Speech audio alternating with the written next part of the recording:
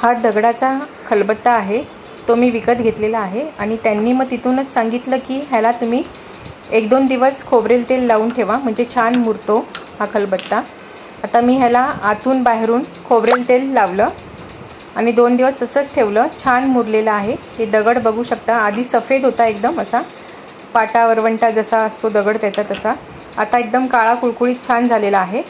आता हा तेलाचा होता तो खलबत्ता छान घासून स्वच्छ धुवून घेतलेला आहे आणि त्याला मी आता स्वच्छ कपड्याने पुसून घेणार आहे आणि वापरण्यासाठी हा तयार आहे। आता ह्यात भाजीसाठी मला कोथिंबीर आणि लसूण त्याची पेस्ट करून पाहिजे आहे, म्हणून मी याला ठेचून घेते या खलबत्त्यामध्ये।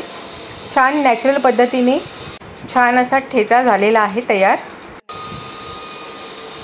आणि हे भाजीत घालण्यासाठी तयार आहे। अशा छोट्या छोट्या टिप्ससाठी लाईक करा, शेअर करा, सबस्क्राईब करा।